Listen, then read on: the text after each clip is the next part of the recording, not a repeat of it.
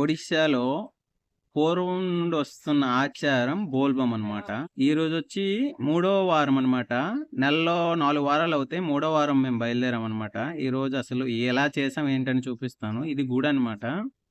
ఇక్కడ మొత్తం షాపులు అక్కడ కటక్లో అదంతా నదిలో ముందుగా నీటిలో ములిగి మనము ఇసుకని బయటకు తీసుకొని ఇలా శివలింగం చేసుకోవాలన్నమాట.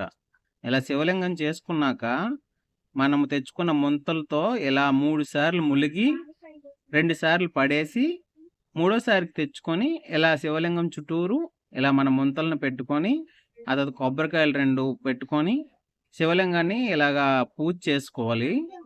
చేసుకున్నాక మనం తెచ్చుకున్న కావుడ్లకి ముంతలు కింద కట్టి దాని మీద కొబ్బరికాయ పెట్టి నీట్గా కట్టుకోవాలి.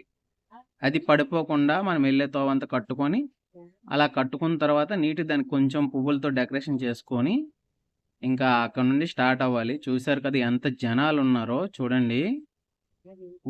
మొత్తం జనాలేని ఈ చివరి నుండి ఆ చివరకు మొత్తం జనాలు. మొత్తం కట్టుకున్నాక ఇలా నీటిలో మళ్ళీ 3 సార్లు మునిగి ఇంకా బయటికి రావాలన్నమాట. చూడండి ఇలా నీటిలో 3 సార్లు మునిగి బయటకు ఇలా రావాలన్నమాట. ఇంకా వచ్చి మనం చేసుకున్న పూజ చుట్టూ మళ్ళీ 3 రౌండ్లు తిరిగి ఇంకా బయటకు వచ్చేయాలి. ఇది లాస్ట్ లో చెప్పాలి కానీ నాకు లాస్ట్ లో చెప్పేంత స్కోప్ లేకపోవడం వల్ల మధ్యలో చెప్తున్నాను. నా ఛార్జింగ్ మొత్తం అయిపోయింది. ఇంకా లాస్ట్ వీడియో తీయలేకపోయాను.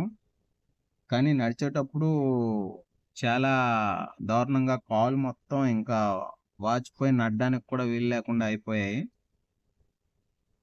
ఆ వీడియోలో ఏం తీయలేకపోయాను, అందుకే మధ్యలో చెప్తున్నాను. మొత్తానికి ఎలాగోలాగా శివుడి దర్శనం పూర్తి చేసుకొని ఇంకా ఇంటికి వచ్చేసామన్నమాట. మా లేడీస్ అందరూ వచ్చారు కదా, వాళ్ళు వేరే దగ్గర మేము వేరే దగ్గర పూజ చేసుకున్నాం. ఇంకా అక్కడ నుండి స్టార్ట్ అయ్యామన్నమాట.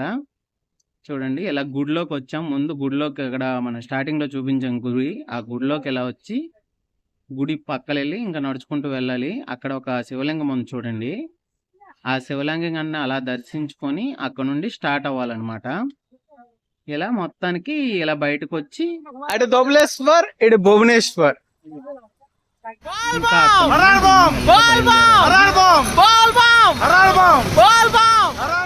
ఇది చూసారా, అక్కడ వేరే వాళ్ళు పెద్ద శివలింగాన్ని చేసి ఒకసారి ఒక 5 మంది 10 మంది ఇలా పట్టుకొని వెళ్తుంటారనమాట. ఎక్కడ ఆగితే అక్కడ ఇలా దించి మళ్ళీ స్నానం చేసి ఇలా పూజ చేసుకుని స్టార్ట్ అవ్వాలన్నమాట.